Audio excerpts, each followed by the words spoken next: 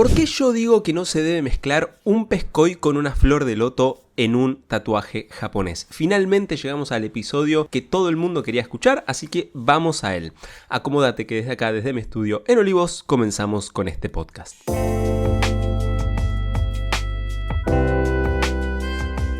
Bueno, los peces koi son una de las criaturas más icónicas de Japón. Creo que todo el mundo conoce una historia relacionada con los peces koi y que generalmente todos vamos a coincidir que tienen que ver con la perseverancia o gaman en japonés, lo cual ha hecho que obviamente sea un motivo súper, ultra, mega, archi utilizado en el tatuaje japonés. Y acá es donde la cosa se pone interesante, porque al ser un motivo tan utilizado tanto por tatuadores que hacen el estilo como por tatuadores que no hacen el estilo y simplemente viene un cliente y les pide hacer uno de estos tatuajes, acá es donde podemos ver bien la diferencia entre Irezumi y Horimono. Es decir, la diferencia entre una simple marca o un objeto tallado a la japonesa. Esto ya lo hablamos en el primer podcast de la historia del tatuaje japonés, no nos vamos a detener de nuevo en eso. Recordá que yo hago como que todo lo que vinimos hablando ya lo sabés, entonces bueno, ya está. Hay peces koi que pueden ser Irezumi y hay peces koi que pueden ser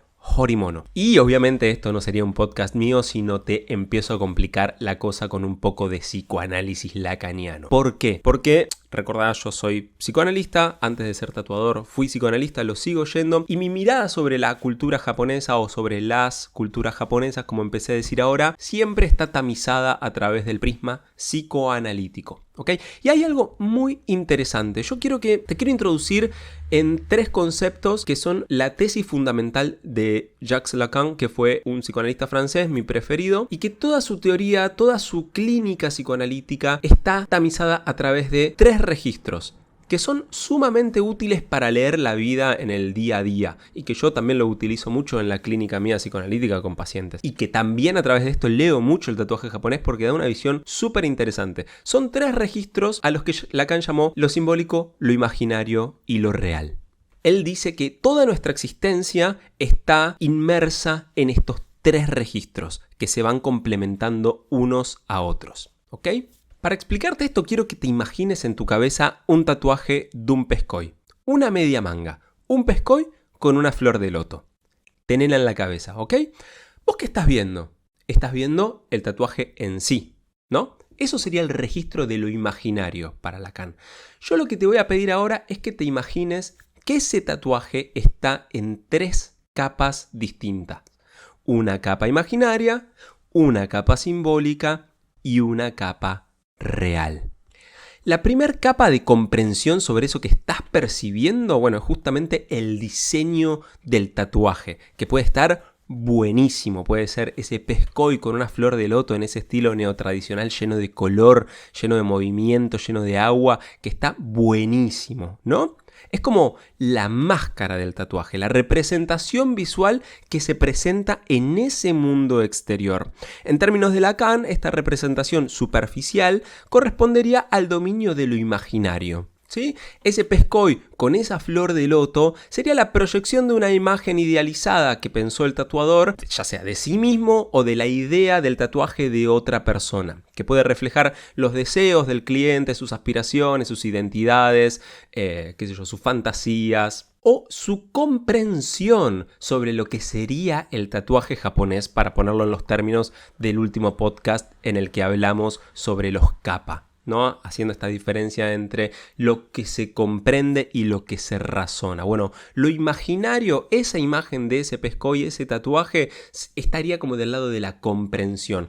Yo creo que comprendo lo que es el tatuaje japonés, lo que representa un pez koi, voy y me lo tatúo. ¿Sí? Bien. Ahora, detrás de ese diseño puede haber otra capa más, un significado más profundo, una narrativa que ya sea personal, pero que también esté agarrada en simbiosis con una narrativa cultural, que es la que dota al tatuaje de su verdadera riqueza simbólica. Y acá es donde se empieza a hacer el cortocircuito entre la imagen y lo simbólico, porque el pez koi, ese que representa el Gaman, la perseverancia, no es un pez que nade en un estanque. Ahí está el tema con el tatuaje japonés, que hay que ir a lo simbólico. Sí, hay estanques en Japón, obviamente, en los que nadan peces koi y hay flores de loto en esos estanques. Yo en mi casa tengo como 9 peces koi en un estanque y tengo flores de loto. El tema es que esos peces no tienen nada que ver con la perseverancia. Esos peces están, lo único que esperan es que yo vaya y les tire comida. Y después son súper voraces, se morfan absolutamente cualquier planta. La planta de loto por suerte no se la comen porque la tengo en un balde. Entonces no llegan a comérsela. Pero esos peces no representan en lo más mínimo la perseverancia. El pez koi que representa la perseverancia es un pez que asciende a través de los rápidos del río Dorado y cruzan las puertas del dragón.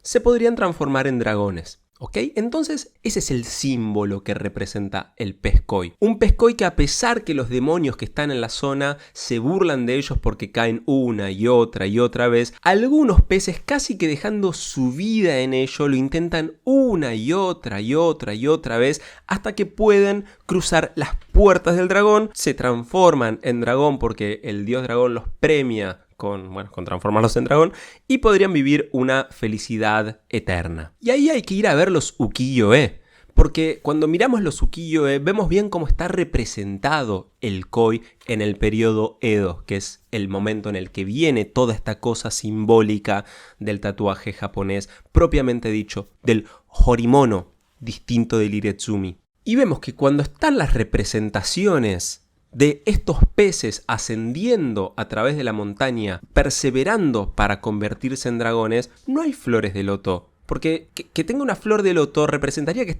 es un pez en un estanque, no un pez que está subiendo. Y eso ocurre en otoño. Entonces lo correcto para tatuar peces koi sería, por ejemplo, hacerlo con hojas de Mominji cayendo, hojas de Acer palmatum, algo que represente el otoño. Pero de nuevo, estamos en el registro simbólico, es decir que podría ser correcto observar una imagen de un pez koi con una flor de loto si además arriba de ese pez hubiese una canon, que es una iniciada, que es una iluminada, que en teoría rescata a las personas en momentos de dificultad y les transmite su misericordia y demás. Y ahí sí, porque las deidades que tienen que ver con el budismo sí están muy asociadas con las flores de loto. ¿Ok? Entonces, este es el registro simbólico, que es tan importante como el registro imaginario. De hecho, el registro simbólico es lo que hace justamente que el tatuaje pueda ser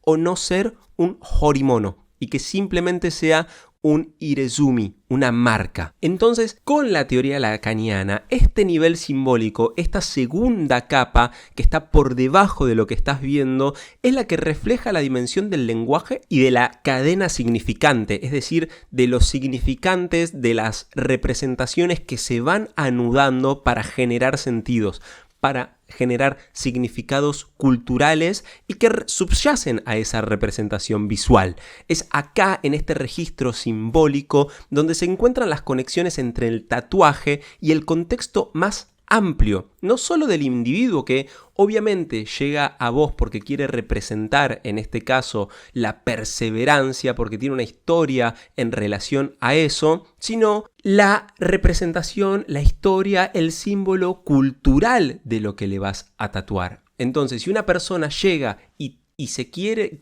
representar a través de un pez koi la perseverancia, y vos simplemente le tatuás un pez koi con una flor de loto, no es eso lo que están representando juntos, sino que la persona simplemente se está llevando una imagen que seguramente sea hermosa, pero que no tiene esa potencia simbólica, cultural. Pero pará, porque habíamos dicho que teníamos 3 capas en el tatuaje: la imaginaria, la simbólica y ahora viene la real, que acá es donde la cosa se empieza a complicar un poco más. Lo real, en la teoría lacaniana, es todo lo que queda por fuera de lo simbólico y de lo imaginario.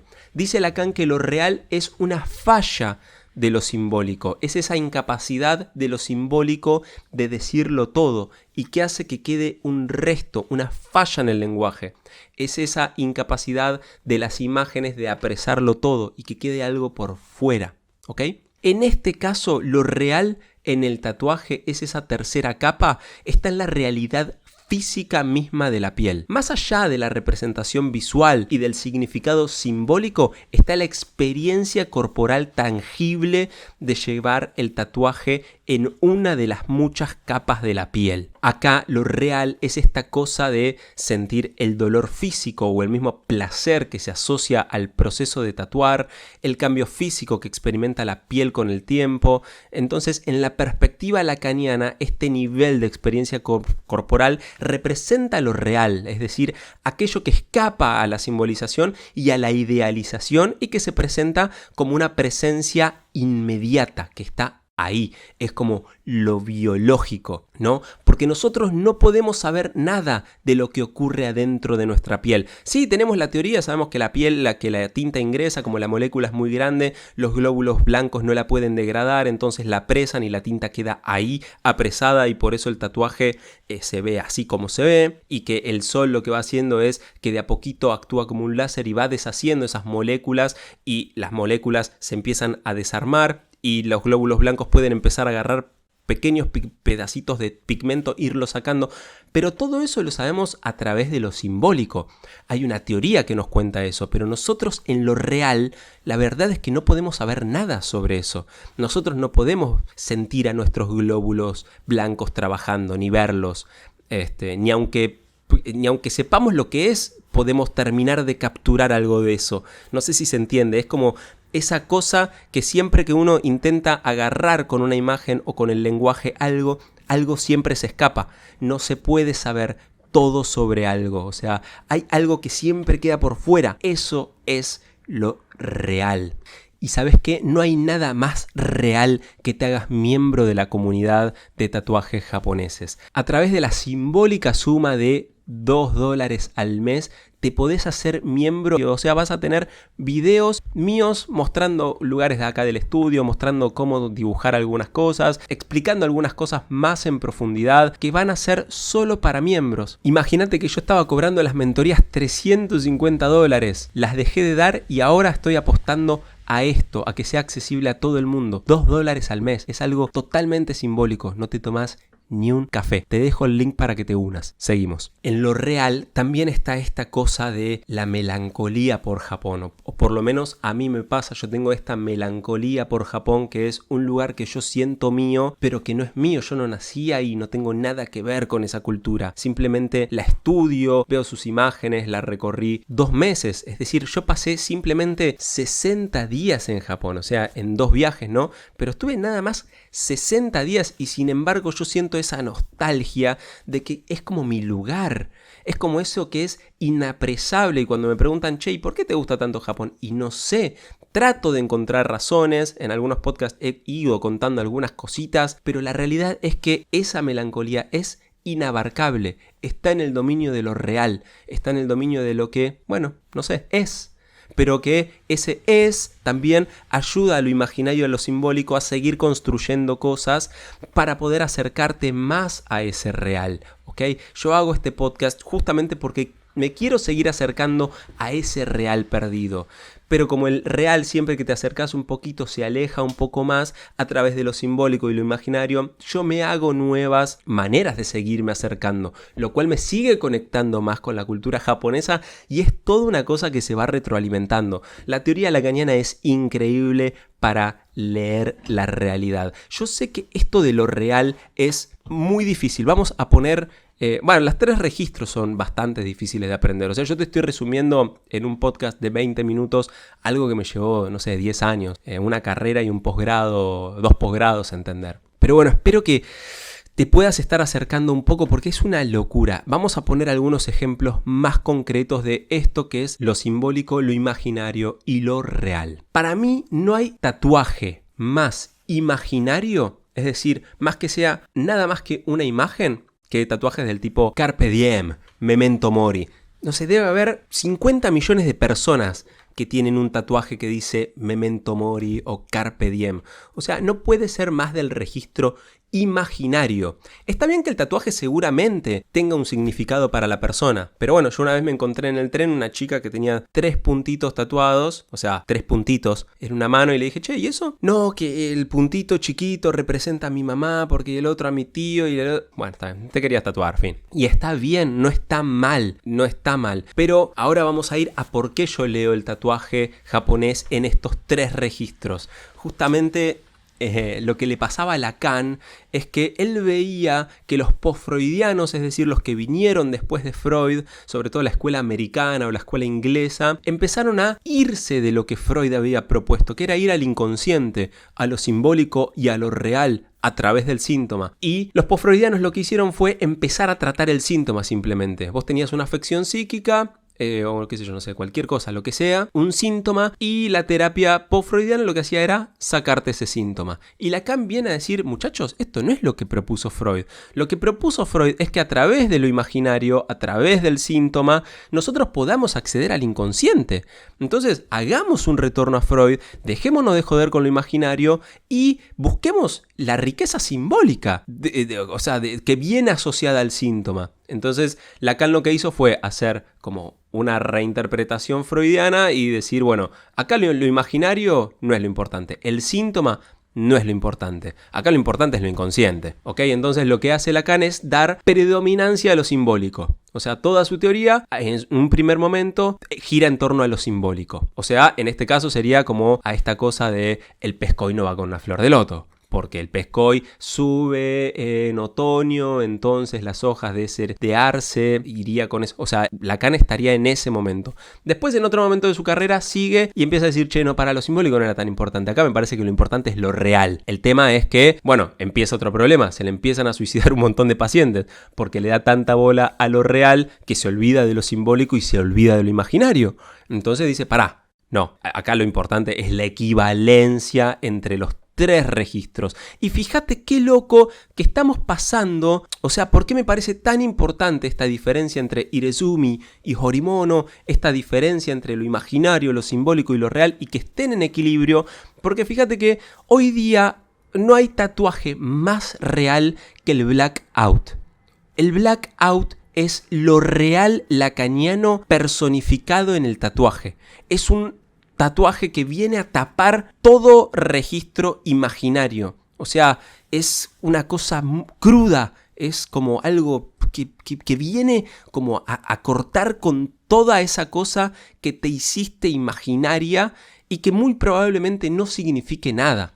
Porque cuando un tatuaje simboliza algo, representa algo más, es más raro que una persona lo quiera tatuar. Por más que los tatuajes todos van cayendo en desgracia, digamos. O sea, a menos que te tatúes en zonas que el sol no te pega, los tatuajes van desapareciendo con el tiempo. O sea, al sol no le escapa nada, ¿ok? Entonces, si ese tatuaje tiene una dimensión simbólica, bueno, es mucho más probable que perdure mucho más en el tiempo y que no quieras taparlo con un blackout, ¿no? ¿Por qué? Porque este memento mori, que no tiene esa fuerza simbólica, viene a ser tapado por este blackout.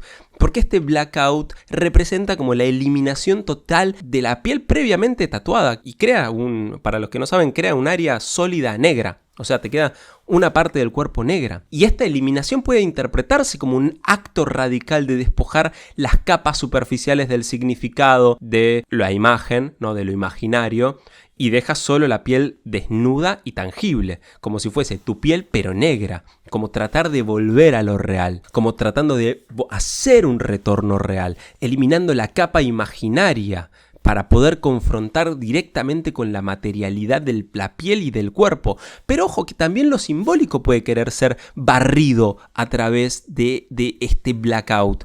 Porque qué sé yo, hay cosas que, no sé, me imagino la película esta, American History X, que el tipo estaba todo lleno de tatuajes nazis.